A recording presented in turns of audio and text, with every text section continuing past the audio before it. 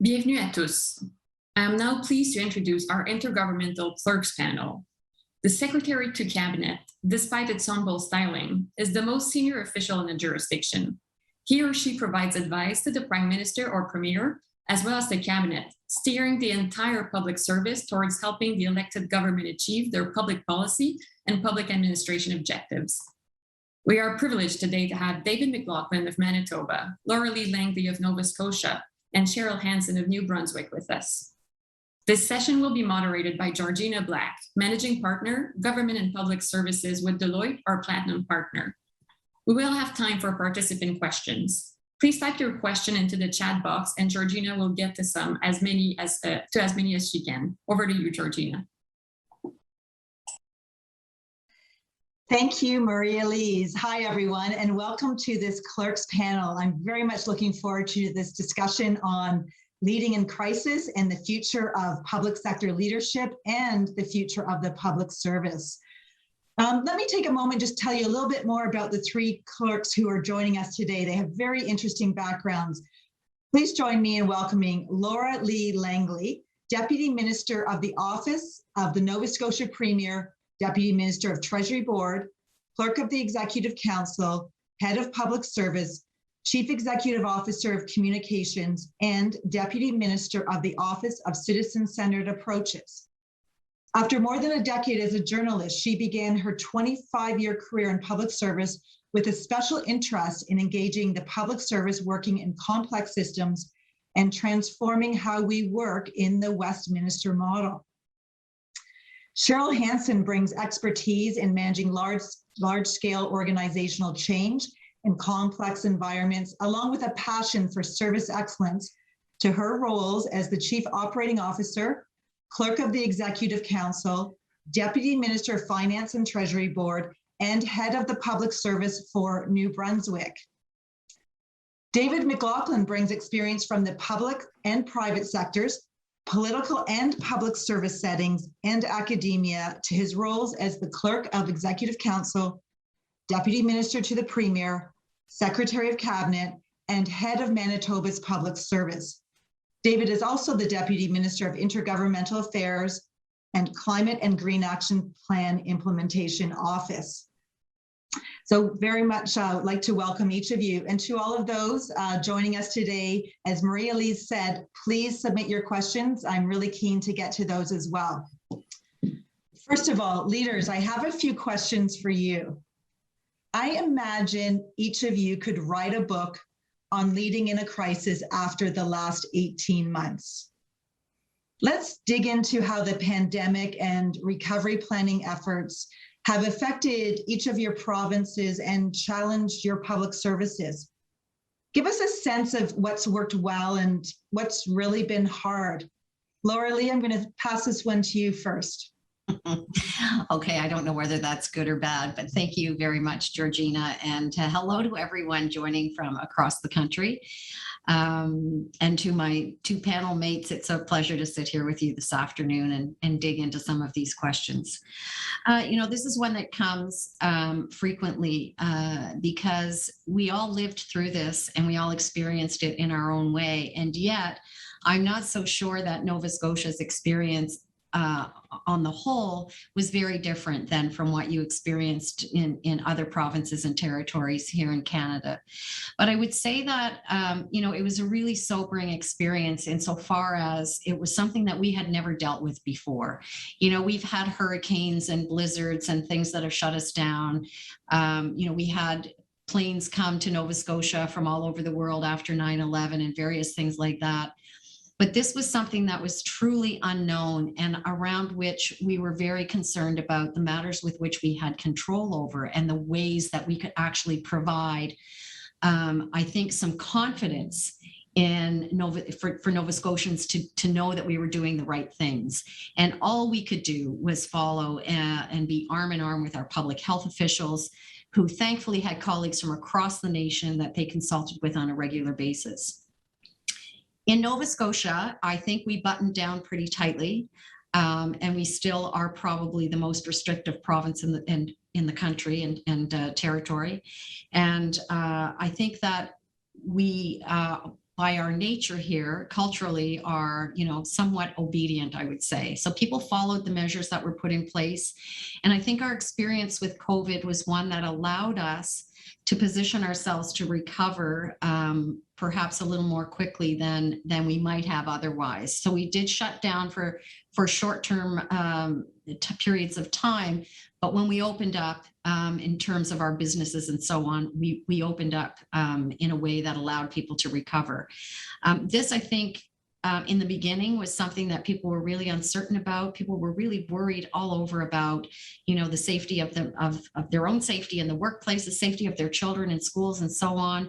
And I think something that was an element for our success here was the constant daily communication pieces. The Premier and the Chief Public Health Officer were out every single day answering questions, and there was quite a transparent exchange of information on a continuous basis. In terms of the public service and its challenges, of course, like everywhere else, we sent people home and we sent people to work from home. And I think that was a big adjustment. It sounds like it's a wonderful thing that you can, roll out of bed and put on a blazer and do your first call in your jammies, if you will. But I think people got tired of that after a while. And I think what we ended up being most worried about was the mental health, not only of our own team members, but of our citizens as well, and how people were faring. So providing mental health supports to those who were continuously providing frontline service, who, when I say we sent people home, they still worked, but there were a lot of people on the front line who couldn't go home and couldn't work from home and didn't have those protections. And so providing supports for them, I think, was something that was really important, and something we learned in the beginning would be, I think, a critical success factor in our ability to manage the pandemic and still provide the public services that citizens expect. And I think that, what we saw in the long term and we're seeing now is we are seeing burnout. We're seeing burnout in our health, in healthcare workers. We're seeing burnout in public servants who are just so tired because they did not get a break. And these are some of the things that we're dealing with. And I'm sure that this is not inconsistent with what's happening across the country. So, in terms of the effect it's had on Nova Scotia, I think it was a very sobering experience. I think we've really learned to, or maybe we reevaluated what's really and truly important in how we deliver and to receive services from governments.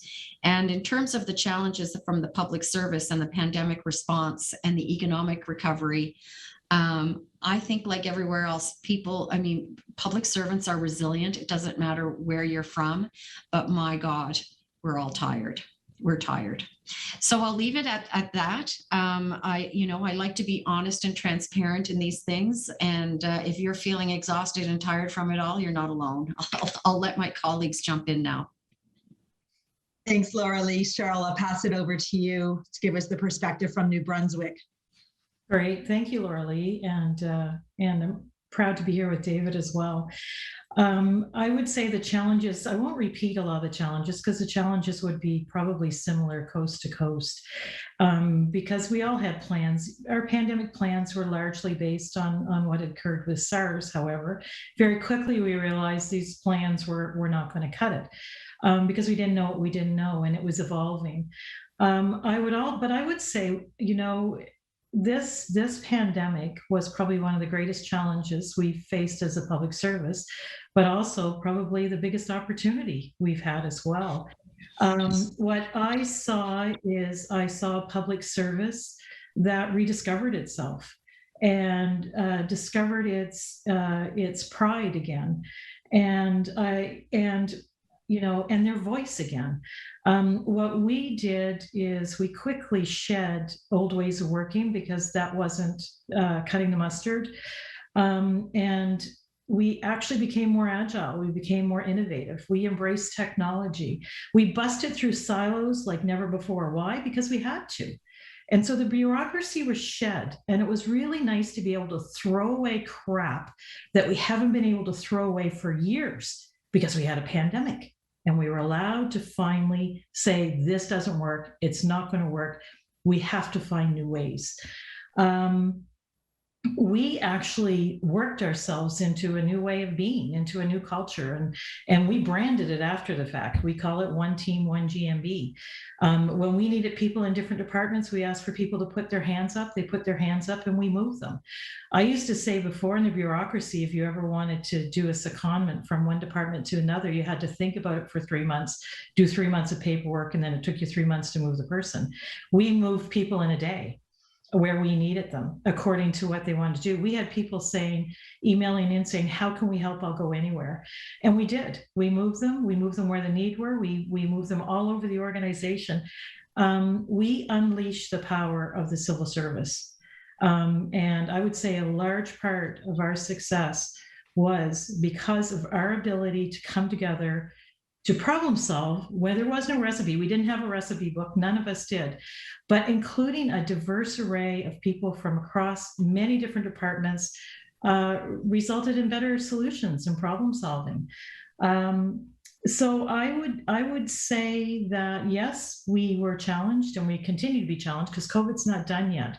But what we have discovered is the strength of the public service, the pride in the public service, and what we can do. And that's been an incredible experience. Love that, Cheryl, the public service rediscovering itself. And I think those are words of inspiration for everyone joining us today. David, shed some light on the situation in Manitoba for us, please. Well, thanks, Georgina, and hello and welcome to everyone. Our experience was quite similar to both what Laura Lee and Cheryl have set out. Laura Lee, she set out how the pandemic hit the province, hit society, and us living in that society, public servants, yes, but actually, residents of Manitoba, and how we experienced that personally. Because it was very hard to, divorce the personal from the professional as we went out doing our job. But I would also echo what Cheryl said in terms of how we dealt with it as a public service. A lot of the similar experiences, Cheryl, and I'm glad to hear that you've had those kinds of experiences. So, a few things that sort of emerged, from it. Like I became clerk in May of last year, so right in the middle, but not as bad. I mean, it was wave 1 was not that bad in Manitoba. Wave 2 was really bad, and wave 3 was really bad. Wave 4, we'll see. But at the moment that we had kind of a good wave 1, and it sort of I worried sometimes maybe dulled the senses a bit. Like this, okay, we got through this and that. And what we found, in fact, of course, is that we couldn't let our guard down. And to do that, to make that a thing, to make that actually an operational ethos, we had to remake the way we did business inside. I mean, the last thing you want to do is rely on public health to sort you through a pandemic. And I don't mean that pejoratively, just that they were figuring it out themselves too. They were sorting out, this is their first pandemic of this degree. And so the guidance that we got from public health as the experts was incredibly useful and important, obviously, in certain areas, but we had to inculcate that across the system. We had to understand what that meant, and we had to figure out how the pandemic was affecting us in each part of government and come up with appropriate responses. And what I found with that is that there is both a reality and a myth to public service. The reality was that public service processes that we had in place, they did not fit the COVID clock, not at all. The myth was that public servants couldn't adapt or we couldn't innovate to beat the COVID clock. And we did it relentlessly to the point, well, we are perhaps a bit burnt out and exhausted in that, but that's what we had to do. In order to do that, we had to change some fundamental things about the way we did business. And I'm hoping that we can keep this in place. And I've instituted a lessons learned process, a more formalized set of thinkings and learnings that we're doing across the system to try to get this in place. But the way that we had to deal with things is we had to upend a lot of traditional thinking, and we probably bruised a few folks along the way in terms of, oh, that's not the way you do things. Well, we couldn't just leave it to departments. So we took on a whole of government approach that I centralized in my office, in the clerk's office, with daily calls and routines that became the decision-making advisory sort of locus to go to cabinet, to the premier, and to ministers. That was the only way to break down silos. It was the only way to share information on a real-time basis, and it was the only way to make certain everybody showed up. One thing about Clerks is that we have amazing convening power. People tend to come to our meetings, right? So we convene and people come along and we're able to get things done. And as we did that, what I did, and I presume my colleagues did as well, we broke down silos. We broke down the departmental silos. Public health, remember, this was a public health emergency. Can you imagine just that small unit of public health, which has always been the starved orphan of the health system in terms of dollars and resources? Can you imagine them having sole responsibility for managing across the system the provincial response to the pandemic? It couldn't be. So we had to build overall supports and mechanisms to deal with that. We had to build dashboards of data. We didn't have the right data. We didn't have the right information. And even when we had the information that was correct, it wasn't in a format that decision makers could do something about. So we had to create these things. We had to get rid of what I call the bureaucratic sludge. We had to create different time frames, timelines, and different accountabilities that, frankly, people adapted to with great alacrity, but they had not really experienced that, except in certain cases such as emergency measures organizations and so forth. So we had to make that a new culture and get that in place. We created task forces on testing, contact tracing, vaccination. In other words, we took them out of departments. We had to create new mechanisms to deliver this because the established mechanisms would not have delivered them on time in the way that we wanted. All of that was brought together, and we created at the end of it sort of a lessons learned process. And I'll just finish with this to sort of set the table. So we're looking at three things that came out of this: people, policy, and process. People, what we are now looking at and trying to generate is, how do we build the most effective public service in Canada? And that speaks to this pride that Cheryl talked about, this, public servants being back. And we feel it too in Manitoba. And I want to grab that and make that even more appealing and more consequential for us. Policy, how do we improve the lives of Manitobans? That means thinking about, as Cheryl said, what are we doing? Do we still need to deliver these programs? Do we still need a policy for this or that? Why don't we rethink this? The role of government in pretty big, important areas. Now is the time to think about it. And the final bit is process. And here we call it move at the speed of need. Don't move at the speed of government. Don't even move at the speed of private sector. Move at the speed of need. What is that need out there that you have to get at? And so this is the way that we're going to look at this and how we move ourselves forward. But this has been the most consequential time in my public service career. And I think it has been for everybody else. And so those younger public servants are going to look back on this 20 years from now and say they were there, they participated in this, they created something. And I think those of us who have leadership positions have to now set the path so that we don't let them down for these lessons that we've learned, that we can make a better public service and deliver public services better in some more profound ways, which I think the public is looking for. So a lot in there, but I just wanted to just sort of set the table with that. Thank you. This is all very encouraging. Thank you. And lots of similar themes from across the provinces. So if we imagine that each of you have in different ways changed the way you work, really modernized in many ways, become much more agile, introduced innovations, what does this mean in terms of leadership to lead in this new era, in this new environment? What are the attributes that you've had to adopt, and what would you encourage public sector leaders to be thinking about in terms of leadership? Cheryl, let me start with you. Awesome. I would probably start by saying, or encourage everyone to look at swarm leadership, and that's what we adopted.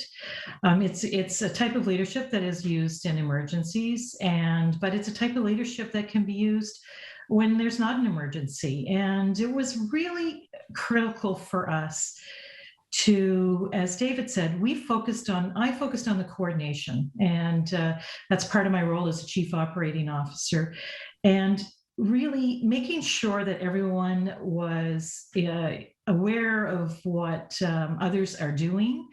There were key things to that. One was no ego, no blame. And trust me, that's really hard to adopt, no ego. We've got a lot of egos.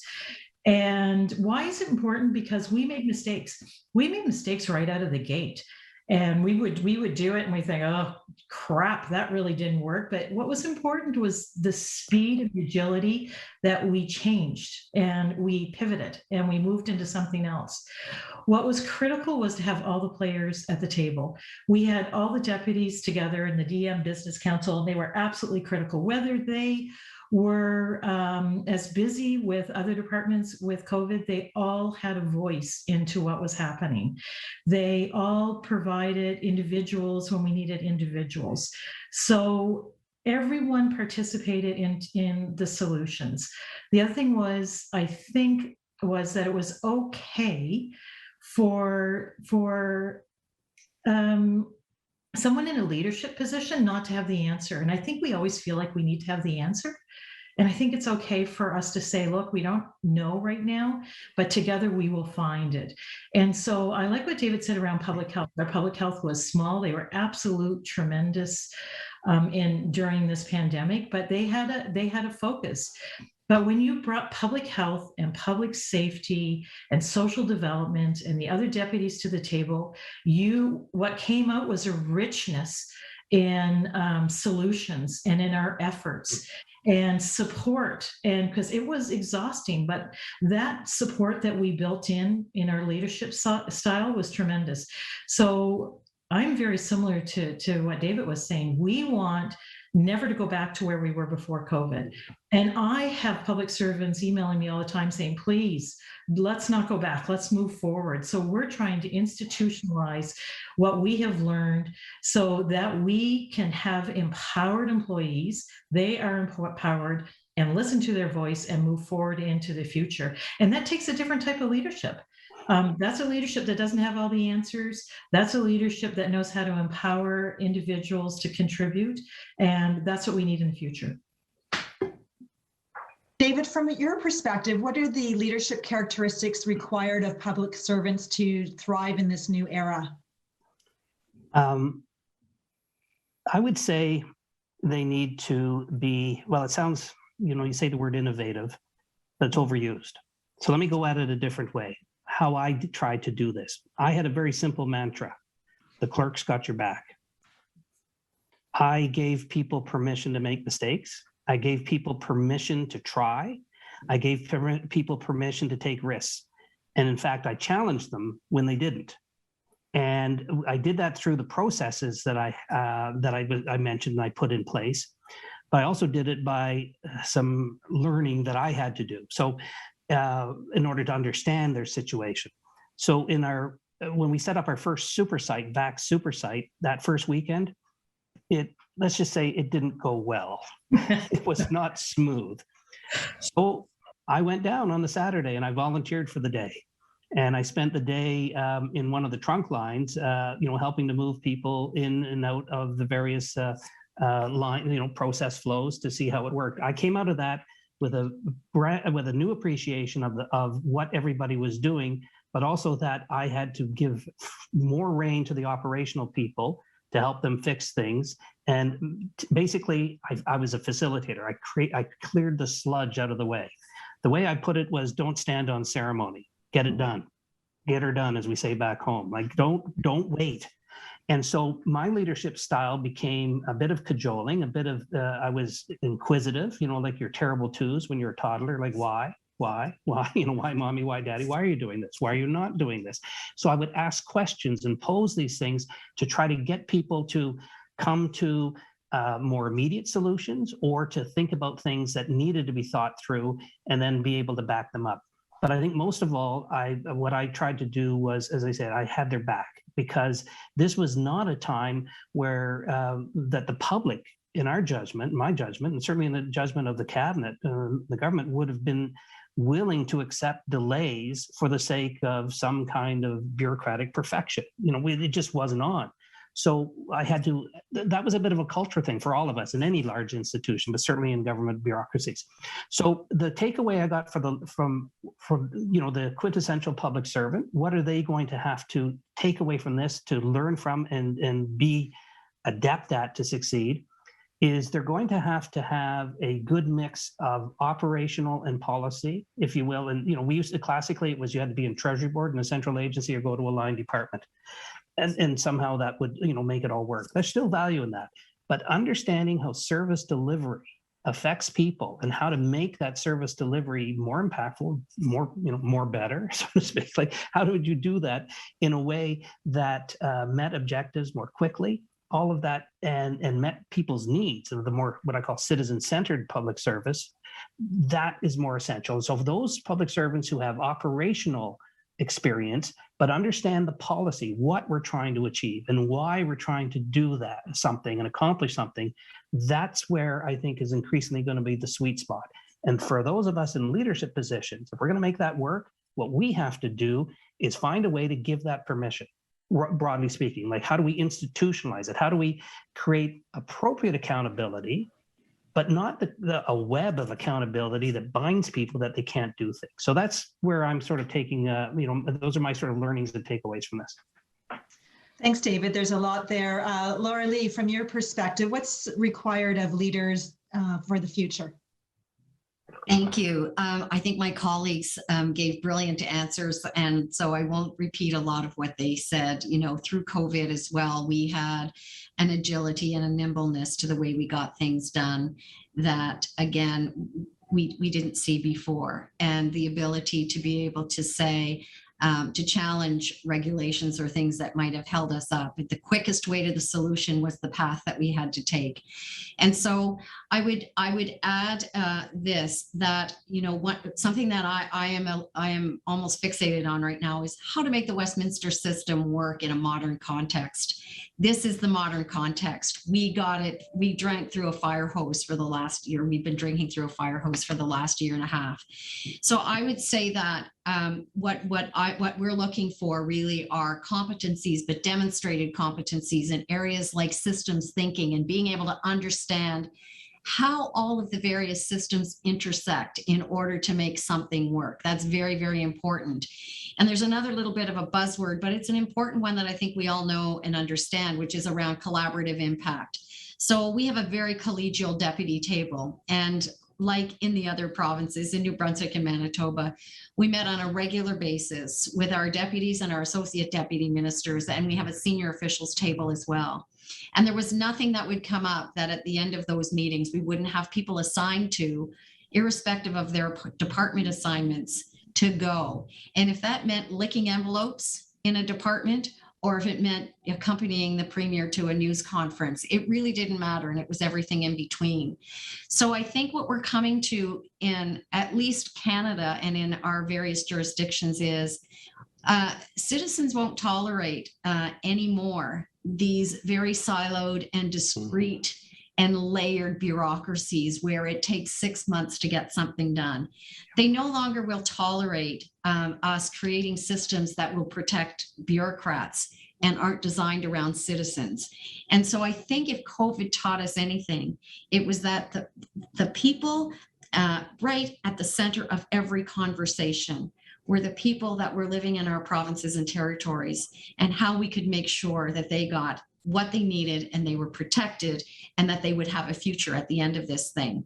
And so what Cheryl and David have said around the ways that they did it and the mechanisms they learned about letting our civil servants and our public servants own their jobs and have permission to actually do their jobs without going up through layers has become very, very important, not only in the modern context. I think COVID hurried it along for us all. So I think Cheryl said it was, in some ways, it was a curse, but in many ways a gift, because we learned what was possible.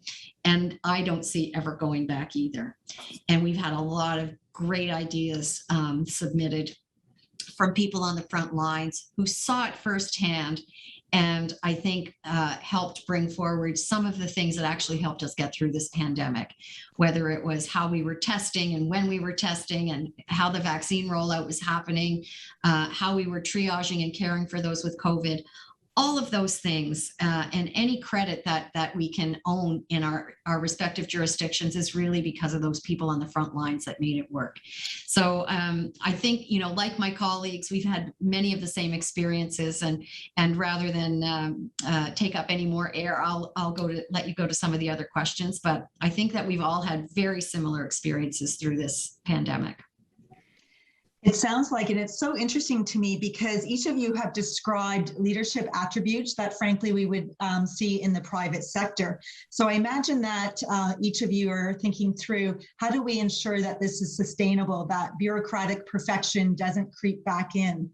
And there's a question here that's received lots of support that's related. I want to toss out to you, and David, it'll come to you first. Mm-hmm. How do you feel your role as an employer will be different going forward from what it was pre-pandemic? What adjustments that were made over the last 16 months are likely to remain because they have proved beneficial? A couple of things. Let's talk about the personal part of the employee, and let's talk about the systems and processes and the environment in which the employee works, so to speak. On the employee level, I think we have taken on a new appreciation for how life affects people and how it affects their ability to do their job. And at the end of the day, we are not very heavily staffed. We don't have a lot of capacity. I know people think bureaucracies are big, and we are relative to some other institutions, but I found, and perhaps my colleagues found too, that capacity was not very well aligned or properly aligned with where those needs were. And so, yeah, we had to, ask people put up their hands and move to different things. We had to work through those pieces of it to make that all work, to deliver the services and get things done. So to do that going forward, we had to challenge our own processes, the way that we do things. So I think if we're going to be an employer of choice and keep attracting and recruiting, but retaining the right people for this new dynamic that we're going to be in, because we're not going back, for all the reasons we've talked about, I think we got a new appreciation for our colleagues' mental health and their life situations, and frankly, our programming for that is probably not as efficient and effective as it needs to be. We have to be thinking about the way that people do work in government and find ways to reduce the kind of, I don't know, just crap that goes with it, right? All the things that make it time consuming and time wasting and other stuff like, do I really have to, have this meeting to achieve this or whatever? There's a lot that we can do to make job satisfaction more meaningful, make jobs more meaningful to people, which will in turn help them with their mental health, but will help us with recruitment and retention. And then I think we have to be much more transparent inside about what's going on. So I've tried to engage with people and had more clerks town halls and those kinds of things, but I found that even I could hardly keep up. And I was just overwhelmed sometimes with information. And I knew everything supposedly. And there's a lot I didn't know. So imagine folks in the system who are hearing from us just as a matter of course. We think, everybody knows what we know, and they don't. And so we have to be much more transparent and much more honest with our employees, much more. I mean, it's all relative, but let's say more. So they know what we're thinking about. They understand the pressures that we're dealing with, and we can enlist them in some of the solutions that we have. We haven't done, we did a lot of that in COVID, but sometimes we just had to go. And I think people understood that. They gave us a pass, but that's not the way you want to do it as a matter of course. So some good learnings again for us. Okay. Cheryl and Laura Lee, I'm going to put a more specific question to you. I'll start with you, Cheryl. In the same vein of, how do we sustain this culture of innovation and risk-taking and agility? The person who submitted the question is concerned that we're going to revert to our former selves, risk-averse bureaucrats. How do we maintain this? Cheryl, I'll start with you.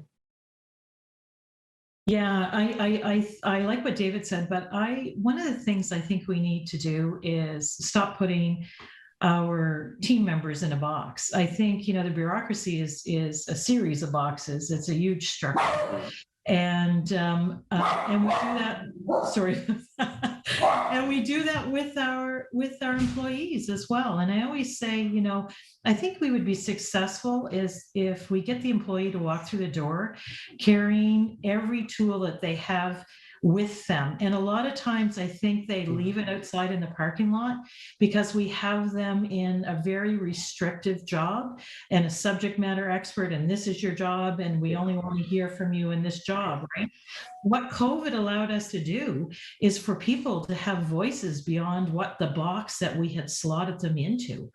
And that's what we need to do. Like, we need to maintain and harness that power and use every skill that our people have. And they have a lot of skills. And I learned that, like, it was amazing to me how people could move back and forth and contribute in ways in different departments. So we did things during COVID that were like a tiger team, and we gathered people together from different departments and we put them in when we were struggling with vaccination. Like David was saying, I say, have a look at vaccination. How can we improve this? So what we want to do right now is we want to embed the good things in the organization. And I'm working very targeted on that. So we did parallel learning during the middle of COVID. We actually had people watching what we were doing and then wrote a report up and said, you're doing good in these areas, not so good in those areas. And we're trying to entrench those ways of working into our organization right now, not later, but right now. Some of it involves policy, differences in hiring. We used to go to the street and ask for an employee that, that come in at a very junior level, like with 6 years of experience. Like, how can we hire for potential? I want individuals that are curious, creative, inquisitive, want to challenge us, break silos. That starts with hiring. We could start that right now. So I think it's very much a little bit like Alice in Wonderland. Like, it's really revealed where our weaknesses are. And by letting go of some of our bureaucratic ways, and embedding those in.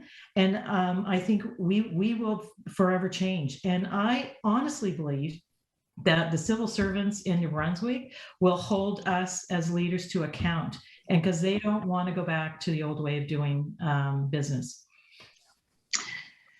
Terrific. Laura Lee, what are some of the things you're thinking about in Nova Scotia to create the conditions to keep what's worked really well? Yeah, I think my colleagues have articulated it quite well. But I think that our team members really enjoyed expanding the scope of their work during COVID, and we did redeploy people in areas where they felt they could contribute. And of course, I'd have to say that our unions were really quite cooperative throughout with us when we needed to have people move. The good neighbor policy kicked in, and with very few hiccups. We had, a real full effort all around that was, I think, employees quite enjoyed learning about and doing some different things. I think something else that really will help us going forward is creating a comfort level for our political leaders around risk taking and around some of the nimbleness and the agility that we require. And, it depends. We're all at different stages in the electoral cycle. We have a brand new government just elected last week, transitioning in. And they are just, had briefing upon briefing over the last few days around COVID and sort of how that turkey got in the oven. And so giving them a comfort level with how agile we want to be. And then the last thing I'll say is, we have been very lucky to continue to keep employees engaged during COVID. And I think that's something that shouldn't be overlooked. Engaged folks will be intrinsically motivated, as we know, to step up and step in and do whatever it is that you need them to do. But we learned some things that I think are very important over the last 2 or 3 years. And it's that employee engagement doesn't start and stop when you begin and end your workday. It really is a more holistic thing. When you're making sure that people are looked after, whether they've got aging parents or young children, or they can sort of, adjust their work schedule and the flexibility is there for them. to be engaged in their whole lives, then we've seen absenteeism go down and productivity stay at least the same or go up. And these are things that are signals to us around how public servants are viewing this change that they've experienced in the last year and a half. Some people want to be in the workplace every day of the week because that's what energizes them. And others want a more flexible schedule, and they will get the work done no matter what. So these are some of the things that we'd be paying attention to on the softer side to make sure that we're continuing with the agility that we have experienced, that our employees are fully engaged, that we're not offside with our union leadership, and of course that our elected officials who represent the people, that they have a comfort level with it as well. So all of those things, I think, come into play. Wow, it sounds like it's just a remarkable time to be in the public service. And David, I think you said earlier on that you haven't seen this in your career. And I'd like each of you to think of some advice that you would give to the many young public servants tuning in today from across the country, drawing on your years of experience, plus what you've just been through. What advice would you give to someone starting a career in the public sector today? David, I'll start with you. Put your hand up. Put your hand up and volunteer. Put your hand up and ask for something different. Put your hand up and join another group outside of your own box or outside of your own unit or outside of your own department. Create networks within the public service of like-minded people, just to push some ideas, to have conversations, to find out you're not alone. Hold us to account, as was said, hold us as leaders to account. So, but I think, all of those things require an engaged public service. And so what I really benefited from, and what I always liked and wanted during this time of COVID, was somebody who put their hand up and said, I'll help over here, or here's an idea. It doesn't matter. It just helps. And so if you want to get ahead, if you want to learn on this, put your hand up and get out of your comfort zone. Laura Lee? I would say relationship, if you're just starting out and you want some advice from me, relationships are so very important, and make sure that the person that you might be not clicking with today might be the person you need to click with tomorrow. So relationships are important. I think it's really critical to know you'll never know it all. Treat yourself as a learner every single day. Because there's always something to learn, no matter how long you've been around, for sure. Don't be afraid. Don't be afraid to try new things. Don't be afraid to be afraid and to be a little bit nervous. I always find that when I've got that feeling in the pit of my stomach, I'm about to have a really interesting breakthrough in terms of something that I didn't know before and I'm about to learn. And I really think you should need to be entrepreneurial. I think you need to, exactly what David said, you really need to network across departments, brainstorm, have creative cafes, be innovative, think about ways that you think you can make things better, because really that's how we progress in public service. And that's what, if we all agreed and we all stayed the same all the time, you'd get what you got 40 years ago. So don't be afraid to push that a little bit, and, use your networks, I'd say, to try to create we call it do big things. Use your networks to do big things. And it could be a small thing that has a big impact, or it could be something grand. But, this is a journey. Public service is a journey. And if you truly have signed up to be somebody who's going to contribute to how our citizens experience life, then you truly are privileged. So take advantage of that. Thank you. Cheryl? Remember your purpose. What brought people together in COVID was a unity of mission, was to save lives of their citizens. That brought everyone together, regardless of what department they were at. We had a COVID cabinet committee with our premier and our opposition leaders all agreeing to the direction because of unity of mission. I think when I sometimes see public servants struggling, is they have forgotten why they are there. And when we ask them, the number one thing they will tell us is, I am here because I want to make a change for New Brunswickers. I want to make a difference. So go back, remember your mission, remember your purpose, and strive for that. Thank you. You gave me permission in the green room to ask a more personal question on leadership.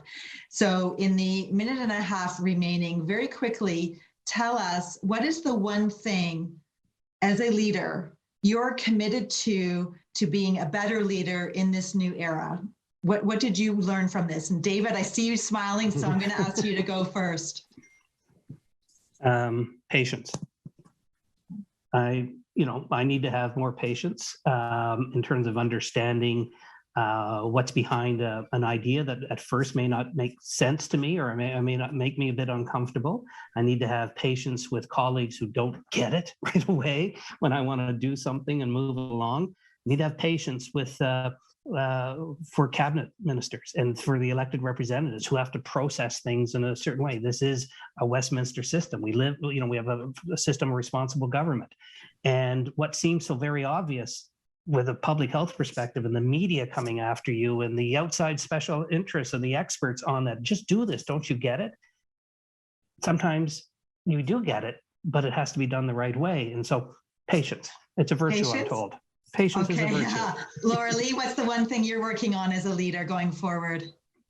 I feel that my primary job is to enable others, to clear a path and create an environment that enables others to step into the space and do what it is they should be doing to help. And that's clearly what I would continue to do. Terrific. And how about you, Cheryl? Creating the team, not about me. I wish it was about me, but it's not about me. I think our greatest strength as clerks is, I think maybe David said, is that we can draw people together, get people to the table, and let them go. Leaders, thank you for being so generous with your insights and experience leading in a crisis, being a bit vulnerable. What a treat to hear from three of Canada's most senior public servants and to reflect on the importance of public sector leadership and the future of public service. I love, Cheryl, you said that public service has rediscovered itself. There are all sorts of great words around pride and truth, and this really is a great time. I'm inspired. Thank you. Marie-Elise, back to you. Thank you. Merci à David, Laura Lee, Cheryl et Georgina pour cette discussion inspirante.